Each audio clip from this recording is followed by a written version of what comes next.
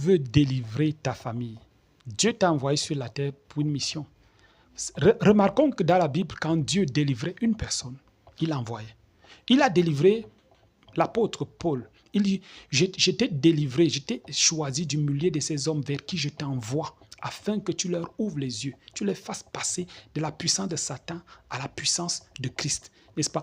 Donc Dieu, quand il te choisit, regardez Moïse, Dieu le renvoie encore pour libérer. Quand Dieu te choisit, c'est en fait pour que toi aussi, tu puisses libérer les autres.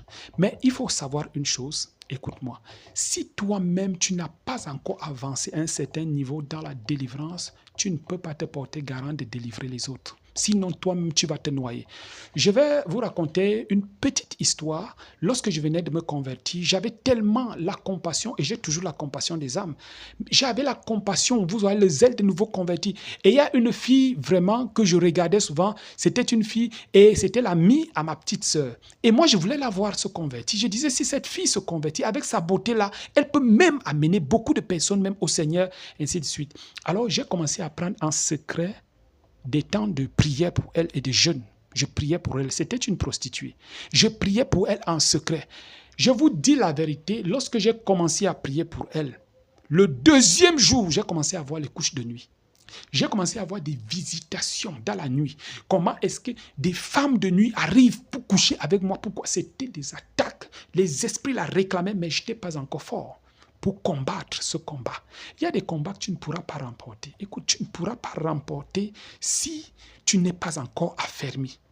Regardez, avant d'avoir une victoire, pour que Gédéon délivre même sa famille et le peuple qui, n'est-ce pas, soupirait après la délivrance, Dieu lui a d'abord donné une victoire à l'intérieur. Dieu lui a dit, va dans la maison de ton père et détruis l'autel qui est bâti là-bas. C'est l'autel-là qui apporte la malédiction. C'est l'autel-là qui apporte la poisse. C'est l'autel-là qui apporte tous les malheurs que vous avez. Va et détruis cet autel.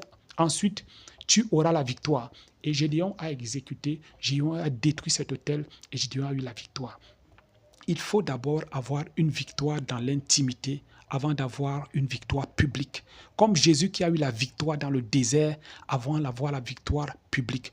Beaucoup de personnes veulent avoir des victoires publiques très rapidement. Lorsque tu as 2 ans dans la foi, tu veux déjà avoir les victoires publiques. Mais est-ce que tu as eu le temps de t'enraciner? Quand les Chinois mettent un immeuble sur la terre, l'endroit qui part même au sol, c'est même plus profond.